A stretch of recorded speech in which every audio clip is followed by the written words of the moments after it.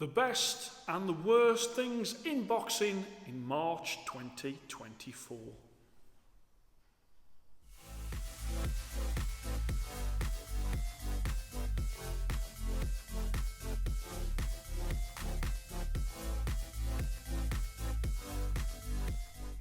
Hello and welcome to Fit to Box channel. I'm Coach Simon, and here on Fit to Box channel I bring you all things boxing equipment. Today is my monthly roundup of the best and the worst things that have happened, and this is for the month of March 2024, and we're going to kick off straight away with these. Usyk's new ready to fight range, absolutely superb. T-shirts, clothing, but also a great addition to it is the fact that he has got custom rival gloves and equipment on the site. Errol Spence and Derek James parting ways, a trainer and a boxer splitting up because of money. I hate to see this because I really do think that these pair work together. It's a proven track record over the time. Unfortunately, money once again has gotten in the way.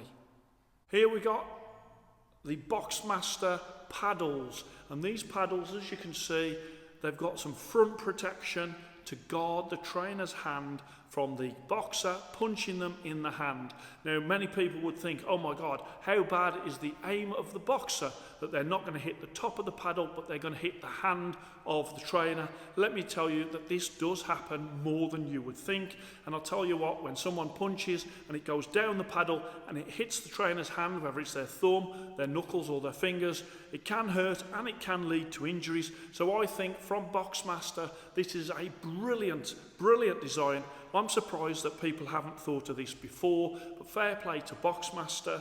The only thing really that I don't like about this is this, and that is they are $299 US. That's 238 English pounds, and to be honest, that's a hell of a lot of money for a pair of paddles.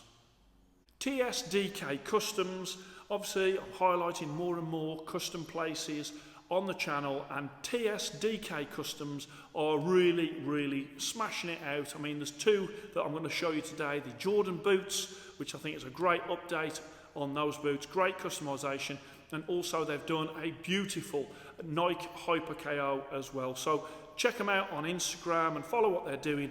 Really do like these as a custom company.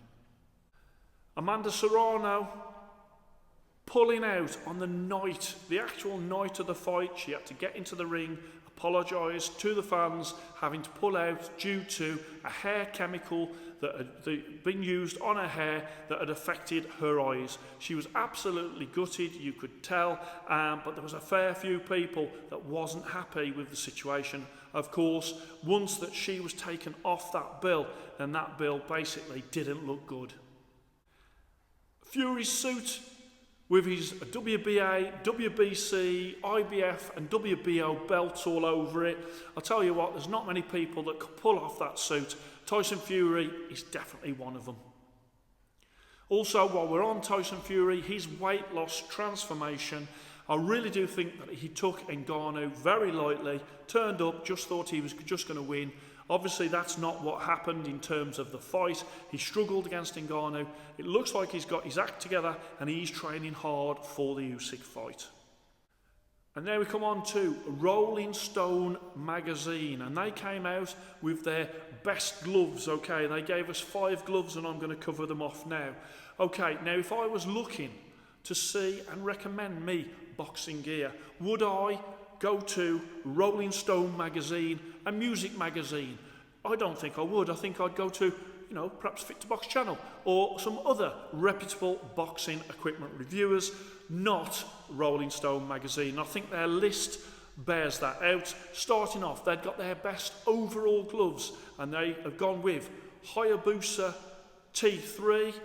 Now, I think that they're a really decent glove. They last a long time. They've got a good wrist system. So if you've got wrists that need more support, the Hayabusa T3 are a good choice.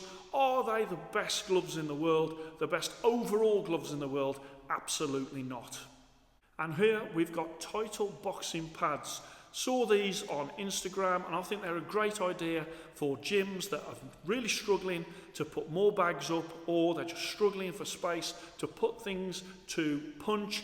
And I really do think that they look versatile, and you'll be able to really get a lot of people hitting these and not taking up the space that a bag and a bracket takes up. So I really do like Title are doing there with their boxing pads. Back to Rolling Stones magazine and their best gloves for beginners, Everlast Elite training gloves. As you can see, my card indicates to you what I think of them. They're definitely not the best gloves for beginners, not by a country mile.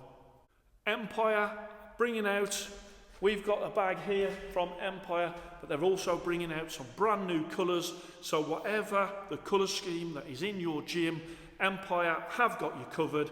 As you can see from these pictures that I'm showing you here, fabulous addition. Last month they brought out the different coloured tapes, and this month they're bringing out the different coloured bags. So check them out if your gym didn't really suit having the orange and black, or the white and black, or the black that they had before. Now there is a plethora of new colours for you. Back to the Rolling Stone list, and these are the best bag gloves, and they've gone with the Venom Elite. Again, okay gloves, but there's absolutely no way that you could say that these gloves are the best for bag work out there in the world. Not with all the fantastic bag gloves that are out there. So again, Rolling Stones, you have no idea what you're talking about.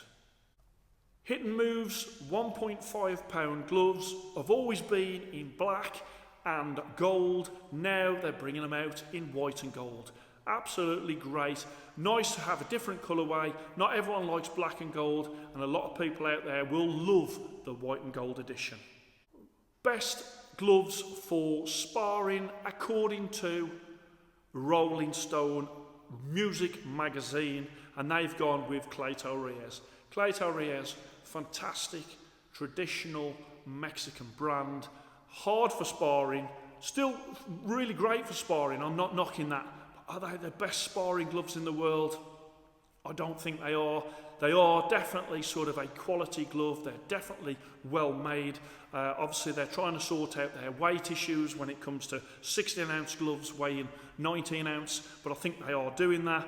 I think this is probably the best pair of gloves that Rolling Stone have included in their lists. Box Raw have been dropping on the Instagram, they've been dropping just little teaser pictures of the boots that are coming, and also of the head guard. There was a picture of their full face head guard. These are obviously all prototypes at this point, but let me tell you, when Box Raw actually launch this gear, it is going to be sensational. I know that they have been working on this stuff for years, and people don't believe me when I say it, but let me tell you, it is true. They really haven't just cobbled together a range. There's been a tremendous amount of work gone into this. Also, at the same time, they have, if you look at their website, dropped some new tops, this being one of them, the Easy Street. Obviously, I've got an Easy Street hoodie before, but in the green, I really do think that looks really smart. Love it. And the final glove on Rolling Stone's magazine's list, and that is the best budget gloves. Everlast Pro Style. Now come on, absolutely shocking. There's my score for those gloves, and as you can see, they are nowhere near the best budget gloves. If you want to find out what I think, then go onto my website, fit2boxchannel.com, where all of the gloves are rated and ranked, and you will be able to get much better gloves than what Rolling Stone are recommending. Donado, more stunning gloves produced in the month of March. Really lovely. I really love the fact that the art that he does, the different colourways, constantly bringing out gloves that impress me. Also, he has had a rethink on that controversial logo that he did, and he's brought out a new one I think is much better and a lot less controversial. He's also brought out a new pattern. And then over this side, we've got Shamrock Sports. Now, Shamrock Sports, obviously, they're from Ireland. And in Ireland, you've got the 4-leaf clover, which is a symbol of being lucky. But unfortunately, on their gloves, they have gone with the 5-leaf clover. The 4 leaves, the 4 hearts of Dinardo, means that the 5 leaves of Shamrock Sports, just to me, makes them look as almost like a cheap version of Dinardo. And I think any brand should want to be forging their own path, and you definitely don't want to have that first glance where people think, oh, these are just a cheap version of Dinardo's. Leona Sports, Ngannou wore them in the fight against Joshua, and Joshua wore them in the fight. So Leona Sports really are pushing for those big fights at the minute with their gloves. I really did like the designs of those. I didn't think much of the poster that they did for the fight because, to be frank, the likenesses of both boxers, not that great. Also, in that fight, conspiracy theories abound. One bit of footage whereby it looked like Anthony Joshua had failed to connect with the face of Ngannou and he just fell down. If you look at it from the other angles, clearly that punch did land. It was just one of those angles. So all the conspiracy theorists that suddenly came out went rushing back into their holes when they realised that just a shift of camera and it was a definite punch. And there's no way you can dispute what Joshua did to Ngannou. A real golfing class. And I think that fight with Fury really did flatter to deceive. I would say that Ngannou now needs to have some fights at a much lower level and build up, rather than going in with, say, a Dillian Whyte or even a Derek Chisora. I think that his boxing ability will just be shown up and he will just keep on picking up losses at this stage. So here in the UK, the National Amateur Junior titles were going on, and let me tell you, I love the Amateur National Junior belts. Absolutely fantastic, almost like a mini ring belt. Great that these youngsters have the opportunity to fight for belts like that at the amateur level. This one is the Central Area title belt. Not as good as you can see. In fact, I remember my little lad having some WWE belts that would rank as good as that. And then finally, it's a bit of local news really to where we are here in Telford for a local professional boxer, Liam Davis, and new IBO world champion. Absolutely fantastic. He's getting better and better. His performances are superb, and it's great for boxing in this area, not only for Donington Boxing Club, but for all the boxing clubs around, because there's a real sort of fever pitch about what Liam is doing.